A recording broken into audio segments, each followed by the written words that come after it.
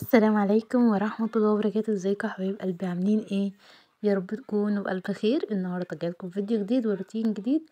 لو عجبك الفيديو اتمنى تحطيله لايك وتشتركي في القناة لو لسه مشتركتيش، وفعلي جرس الاشعارات عشان يوصلك كل جديد بقدمه.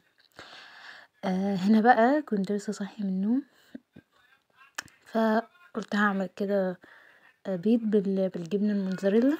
ممكن تحطي اي نوع جبنة عندك، انا كان متوفر عندي موتزاريلا فقلت خلاص يعني هحطها، يعني احط الجبنة على البيض وكده بتبقى بصراحة طعمها حلو قوي قوي قوي كمان، فجربوها تعجبكم جدا على فكرة. هنا كانت الجبنة عشان كنت مطلعها من الفريزر كانت طبعا مجمدة، فانا كنت بحاول يعني ان انا افتفتها يعني صغنن وكده، وببتدي بقى كده اخلطهم مع بعض، وبحط برضو حبة بصراحة على البيض نفسه وانا بسويه بعد ما بياخد سوا كده، بحط حبة من فوق. وقلت بقى هعمل كمان مج كده شاي. انا ما بفوقش غير لما بشرب شاي الصبح، ما وفي اي وقت عامه، بس انا بالنسبه لي مج الشاي ده اساسي جدا جدا.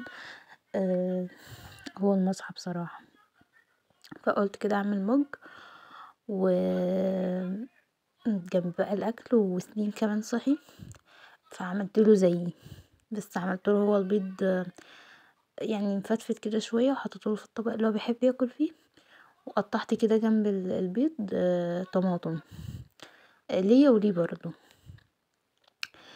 بس هنا بقى بعدها بشوية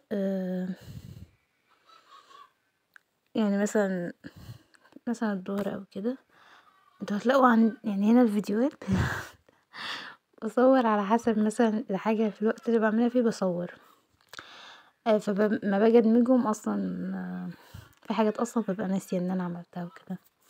فهنا بقى كنت جايبة نسكافيه اللي هو كافيه مصر تقريبا، انا حطيت لكم الصورة في الاول اكيد. وهنا كنت اول مرة اجرب المضرب ده مضرب نسكافيه، كنت موريه لكم، كان جالي في هدايا عيد ميلادي. بيتشحن عادي بالكهرباء مش بطارية، يعني طبعا البطارية مش بيكون كويس لان البطارية بتخلص بسرعة فمالوش لازمة.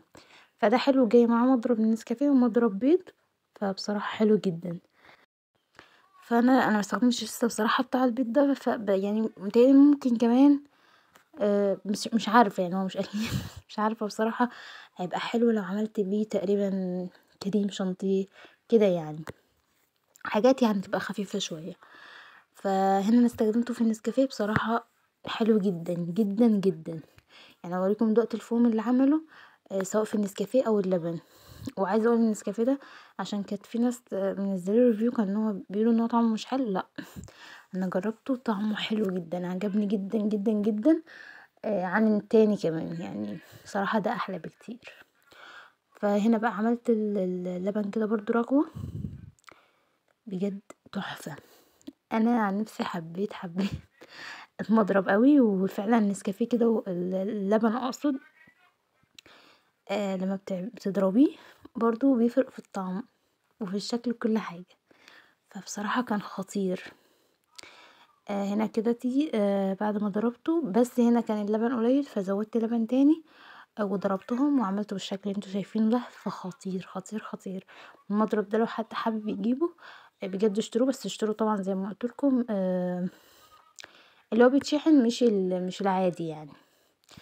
هنا بقى كان عندي سمك وكنت حابه اعمله، فقلت كده اعمل له خلطه كنت اعملها في الهون عادي، لان الكبه انتوا عارفين الاساسيه اللي هي الصغيره شويه دي مكسوره، فقلت مش بصراحه مش عارفه في ايه مش مستاهله ان انا اشغل كبه الخلاط لانها كبيره ودي يعني مش كتير يعني وكده. فهنا بقى حطيت توم وحطيت حبه بقدونس، طبعا انت ممكن ما تحطيش يعني اوقات بعمله كده وكده، بس حبيت احط مادام عندي. وحطيت واحد كده شطة، قرن شطة اخضر، كنت احط فلفل، وحطيت الليمون طبعا، وحطيت توابل بقى كمون وكزبرة ناشفة وحبة من الفلفل الاسود مش كتير والملح.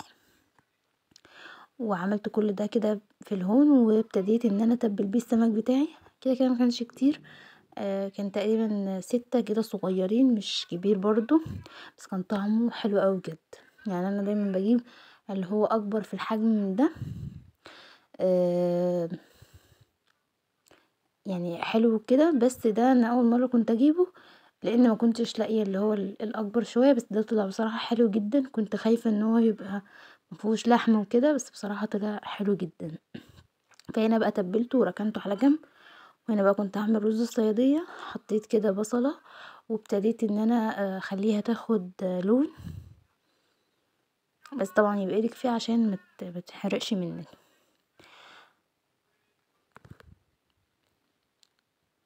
فهنا فضلت واقفه جنبها لحد ما اخدت لون اللي هو البني ده. انا بالنسبه لي كده انا راضيه عن لونها بصراحه حلو. في ناس بتغمقها اكتر، بس انا بحب بصراحه ان هي تبقى واخده اللون البني ده.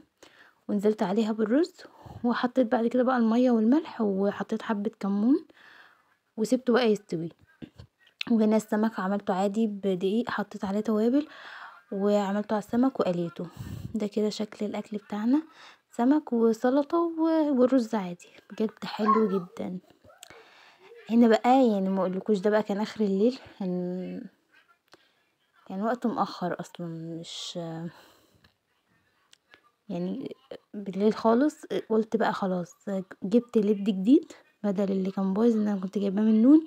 بصراحه ما كانش عمل خالص معايا، مش عارفه، بس هو ما كانش عمل معايا خالص وباظ بسرعه. فاشتريت واحد، لقيت في يعني جنبنا كده حد بيبيعه، سعره حلو جدا عن نون. يعني في نون كنت جايبه ال3 متر كانوا ب100 وحاجه، جبته انا من محل عادي، جبت المتر على لا على 15 جنيه.